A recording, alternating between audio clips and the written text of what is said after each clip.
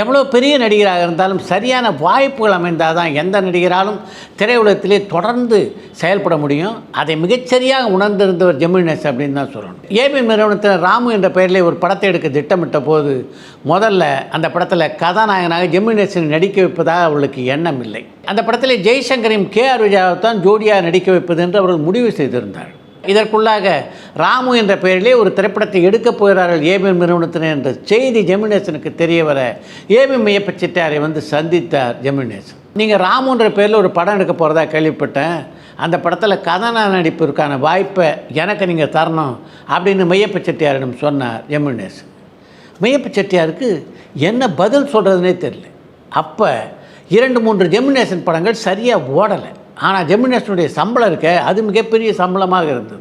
அதனால் தன்னுடைய நிலையை தெளிவாக அவற்றை சொல்லிடுறது தான் நல்லது என்று நினைத்த செட்டியார் அதை ஜெமினி கணேசனிடம் நேரடியாகவே சொன்னார். இந்த படத்தை சாதாரண கலைஞர்களை விட்டு கொண்டு எடுக்கிறதா நாங்கள் திட்டமிட்டிருக்கோம், மிகப்பெரிய அளவில் செலவு பண்ணுற எண்ணம் எங்களுக்கு இல்லை அப்படின்னு ஜெமினி கணேசன் அவர் சொன்னபோது, நீங்கள் எவ்வளோ சம்பளம் கொடுக்குறீங்களோ அதை நான் வாங்கிக்கிறேன், நான் சம்பளம் கூட கேட்டால் தானே பிரச்சனை, நான் கேட்கல, நீங்கள் ஒரு புது நடிகருக்கு என்ன சம்பளம் கொடுக்கணும்னு வச்சுருக்கீங்களோ அதை ஒட்டி ஒரு சம்பளம் கொடுங்க, நான் நடிக்கிறேன் என்றார் ஜெமினி கணேசன். இப்படி ஜெமினி கணேசன் சொன்னதுக்கு பின்னால் செட்டியாரால் என்ன பதில் சொல்ல முடியும்? உடனடியாக தன்னுடைய மகன்களை அழைத்தார். ஏன்னா அவங்க தான் அந்த படத்தில் ஜெய்சங்கரை போட வேண்டும் என்று திட்டமிட்டிருந்தவர். ஜெமினி கணேசன் இப்படி கேட்குறாருப்பா, என்ன செய்கிறது என்று தன்னுடைய மகன்கள்கிட்ட அவர் சொன்னபோது அவங்களுக்கும் வேறு வழி தெரியல. அதைத் தொடர்ந்து தான் அந்த படத்தில் ஜெமினி கணேசன் நடித்தார். அந்த படம் மிகப்பெரிய வெற்றி படமாக ஜெமினி கணேசனுடைய திரை வாழ்க்கையிலே ஒரு மாறுதலை ஏற்படுத்தியது. எவ்வளோ பெரிய நடிகரானாலும் நல்ல வாய்ப்பு ஒரு நடிகருக்கு எவ்வளோ முக்கியம் என்பதை உணர்த்துவதற்காகத்தான் இந்த சம்பவத்தை உங்களோடு பகிர்ந்து கொள்கிறேன். இந்த சினிமா உலகத்தில் ப்ரொடக்ஷன் மேனேஜர் வேலை இருக்க அது மாதிரி சிரமமான வேலை எதுவுமே கிடையாது என்று சொல்லலாம். ஒரு ப்ரொடக்ஷன் மேனேஜர் என்பது எப்படி இருக்கணும்னு இந்த படத்தினுடைய இயக்குனரும் தயாரிப்பாளரும் விருப்பப்படுவாங்க தெரியுமா? வானத்தை வில்லா வளைக்கணும், மணலை கயிறாக திரிக்கணும் என்றெல்லாம் எதிர்பார்ப்பார். இப்படித்தான் இருக்குது ப்ரொடக்ஷன் மேனேஜர் வேலை என்று ப்ரொடக்ஷன் மேனேஜர்களை பற்றி ஒரு அருமையான தகவலை பகிர்ந்து கொண்டிருக்கிறார் நகைச்சுவை நடிகரான சோ. அவர் கலந்து கொண்ட ஒரு படப்பிடிப்பில் அன்று காலையில் அந்த ப்ரொடக்ஷன் மேனேஜரை கூப்பிட்டு, என்ன பண்ணுவேன்னு தெரியாதுப்பா, மதியம் 12 மணிக்குள்ளே ஒரு குரங்கு வேணும் ஷாட்டில் நடிக்கிறதுக்கு என்றாராம் அந்த இயக்குனர். இந்த ப்ரொடக்ஷன் மேனேஜரும் ஊர் பூரா சுற்றி ஒரு வழியாக 3 மணிக்கு ஒரு குரங்கை பிடிச்சிட்டு வந்து கொடுத்துருக்கார். குரங்கை பிடிச்சிட்டு வந்து கொடுத்தவொடனே படப்பிடிப்பை நடத்தாமல் அந்த டைரக்டர் அந்த ப்ரொடக்ஷன் மேனேஜரை பார்த்து என்ன சொன்னாராம் தெரியுமா? என்னையா குரங்கு பிடிச்சிட்டு வந்திருக்க, பார்க்கறதுக்கு நல்லாவே இல்லையான்னாராம்.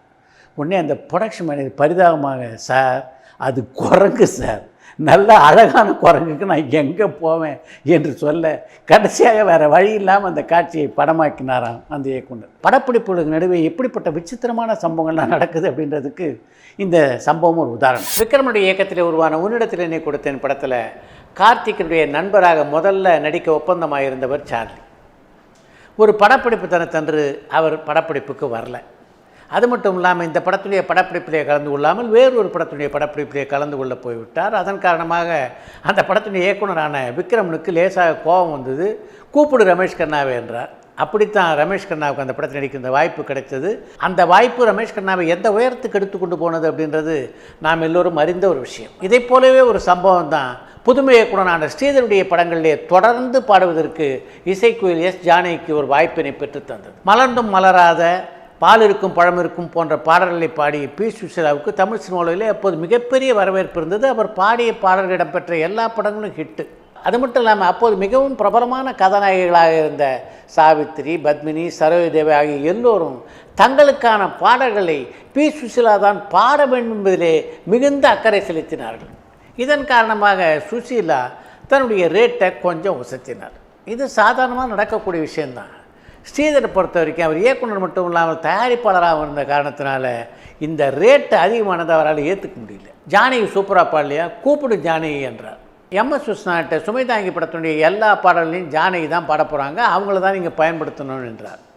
விஸ்வநாதன் எந்த ஆட்சேபனையும் தெரிவிக்கல. அதைத் தொடர்ந்து தான் சுமைதாங்கி படத்தில் இடம்பெற்ற மாம்பழுத்து வண்டு உட்பட பல அற்புதமான பாடலை பாடுகின்ற வாய்ப்பு எஸ் ஜானகிக்கு கிடைச்சது.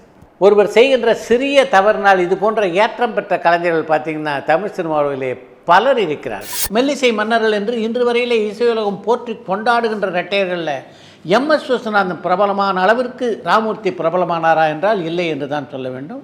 ஆனால் ராமூர்த்தி இருக்காரு, ஒரு மிகப்பெரிய ஞானஸ்தர். அவரது திறமையை பல பத்திரிகை பேட்டிகளிலே பாராட்டி இருக்கிறார் பிரபல பின்னணி பாடகரான TM சௌந்தரராஜன். TK ராமூர்த்தி இருக்காரு, அவர் சாதாரணமானவர் இல்லை. 72 மேளகர்த்தா ராகங்களையும் அசாத்தியமாக வாசிக்கக்கூடிய ஆற்றல் பெற்றவர். எம்எஸ் விஸ்வநாதன் ராமூர்த்தி காலத்திலே மெட்டுக்கள் அமைப்பதிலே ராமூர்த்திக்கு முக்கியத்துவம் இருந்தது. அதற்கு எம்எஸ் விஸ்வநாதன் இடம் கொடுத்தார். அதனால தான் அவர்களுடைய இசையமைப்பில் உருவான எல்லா பாடல்களும் காலத்தை மீறி ரசிகர்கள் கொண்டாடுகின்ற பாடல்களாக அமைந்திருக்கிறது என்று பல பத்திரிகை பேட்டிகளிலே குறிப்பிட்டிருக்கிறார் TM சௌந்தரராஜன். புரட்சித் தலைவர் எம்ஜிஆருக்கு பொன்மன செல்வன், புரட்சி நடிகர் என்று பல பட்டப்பெயர்கள் உண்டு. அதே மாதிரி அவருக்கு சூட்டப்பட்டிருந்த இன்னொரு பட்டப்பெயர் வாத்தியார் என்பது. வாத்தியார் அப்படின்ற பட்டம் இருக்குது. அது எம்ஜிஆருக்கு மிக மிக மிக பொருத்தமான பட்டம். ஏன்னா ஒரு வாத்தியாருக்குரிய அறிவு, ஆற்றல், அனுபவம் எல்லாம் அவருக்கு உண்டு. அது மட்டும் இல்லாமல் வாத்தியார்களுக்கென்றே ஒரு கண்டிப்பு இருக்கும் பாருங்கள். அதை கூட நான் எம்ஜிஆர்கிட்ட பலமுறை பார்த்திருக்கிறேன் என்று ஒரு பத்திரிகை பேட்டியிலே குறிப்பிட்டிருக்கிறார் ஜெயலலிதா. 1000 ஒருவன் படத்தை தொடர்ந்து எம்ஜிஆர் ஜெயலலிதா இருவரும் ஜோடியாக நடித்த BR பந்துலுனுடைய படம் ரகசிய போலீஸ் 115. அந்த படத்துடைய படப்பிடிப்பு தொடர்ந்து நடைபெற்று கொண்டிருந்த போது ஒரு நாள் BR பந்துலுக்கு உடல்நிலை சரியில்லை. அதனால் அவரால் படப்பிடிப்புக்கு வர முடியல. அவர் படப்பிடிப்புக்கு வர முடியல அப்படின்றதுனால படப்பிடிப்பை ரத்து செய்தால் திரும்பவும் எம்ஜிஆர் ஜெயலலிதா மற்றும் கூட நடிக்கின்ற எல்லா கலைஞருடைய காட்சிட்டையும் வாங்க முடியாது அப்படின்றதுனால அன்றைக்கு காட்சி மட்டும் எம்ஜிஆரை டைரக்ட் பண்ண சொல்லி கேட்டுக்கொண்டார் BR பந்துலு. சரி, இன்னும் எம்ஜிஆர் அந்த காட்சியை டைரக்ட் பண்ண ஒத்துக்கிட்டார். அன்றைக்கு படமாக்கப்பட வேண்டிய காட்சியில் ஜெயலலிதா ஆண் வேடத்தில் நடிப்பது போல் ஒரு காட்சி இருந்தது. ஜெயலலிதாவுக்கு இந்த ஆண் வேஷம் போட்டு நடிக்கணுன்னே அப்படி ஒரு ஆனந்தம். பேண்ட்டு சட்டை போட்டுக்கிட்டு ஒரு ஆண் போலவே குறுக்கு நடுக்கு நடந்து கொண்டிருந்தார். அந்த காட்சியில் நடிக்கும் போதும் அந்த விரைப்புத்தன்மையோடு தான் நடந்தார். அவர் நடந்ததை பார்த்தோன்னே எம்ஜிஆர் ஜெயலலிதாவை கொஞ்சம் தனியாக வாமான்னு கூப்பிட்டார். கூப்பிட்டு, இப்போ நீ நடிச்சிட்ருக்கிறிய அது ஆண் வேஷமாக இருந்தாலும் நீங்கள் ஆணாக மாறின வேஷம் இல்லை, ஒரு பெண் ஆண் வேஷம் போட்டு நடிக்கிறார். அதனால் உனக்குள்ள அந்த ஆணுடைய விரைப்புத்தன்மை இருக்கணும், கூடவே பெண்மைக்குரிய நளினம் இருக்கணும், அதை மறந்துடாதே அப்படின்னு தனியாக கூப்பிட்டு சொல்லிவிட்டு இன்னொரு டேக் எடுத்தாரான் எம்ஜிஆர். எம்ஜிஆர் இந்த விஷயத்தை சொன்னபோது ஒரு வாத்தியாருக்கே ஒரு கண்டிப்பு அவர்கிட்ட இருந்ததை நான் பார்த்தேன். அதே நேரத்தில் என்னை அவர் கூப்பிட்டு கண்டித்தது மற்றவங்களுக்கு தெரியக்கூடாது அப்படின்றதுக்காக தான் என்னை தனியாக அழைத்து இந்த விளக்கங்களை கூறினார் அவர். அந்த அவருடைய பெருந்தன்மை உண்மையிலேயே என்னை வியக்க வைத்தது என்று குறிப்பிட்டிருக்கிறார் ஜெயலலிதா. சங்கராபரணம் பட பாடல்கள் எஸ்பி பாலசுப்ரமணியத்துக்கு எந்த அளவுக்கு பெருமை சேர்த்தன அப்படின்றத பற்றி நாம் எல்லோரும் நன்கு அறிவோம். ஆனால் அந்த பாடல்கள் சாஸ்திரிய சங்கீதத்திலே அமைந்த பாடல்கள் என்பதனால் அந்த பாடலை பாட முதலிலே மறுத்தவர் தான் எஸ்பி பாலசுப்ரமணியம். ஒரு கட்டத்தில் சாஸ்திரிய சங்கீதம் தெரிந்த ஒருவரை அந்த படத்திலே பாட வைத்து விடலாமா என்று கூட யோசித்தாராம் அந்த படத்தினுடைய இசையமைப்பாளரான KV மகாதேவன்.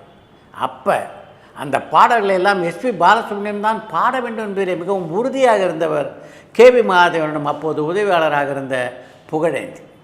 அவர் அந்த பாடல்கள் எல்லாவற்றையும் தன்னுடைய குரலிலே பாடி ஒரு டேப் ரெக்கார்டரில் பதிவு செய்து அதை எஸ்பி பாலசுப்ரமணியத்துக்கு அனுப்பி, இந்த பாடல்கள்லாம் கேட்டு கேட்டு கேட்டு நீ பயிற்சி பெறு, ஆனால் அதே நேரத்தில் என்னுடைய பாடல்களோடு சேர்ந்து பாடாத, அப்போ உன்னுடைய குரலில் உள்ள தனித்தன்மை போயிடும், இதை கேட்டுட்டு பாடு, பாடி பயிற்சி பெற்றதுக்கு முன்னால் நிச்சயமாக இந்த பாட்டை உன்னால் பாட முடியும் என்று எஸ்பி பாலசுப்ரமணியத்துக்கு ஊக்கம் கொடுத்து அந்த பாடலை பாட வைத்தவர் புகழேந்தி. அப்படி புகழேந்தி ஊக்கம் கொடுத்து எஸ்பி பாலசுப்ரமணியத்தை பாடச் சொன்ன அந்த பாடல் தான் எஸ்பி பாலசுப்ரமணியத்துக்கு இன்னொரு தேசிய விருதையும் பெற்றுத்தந்தது.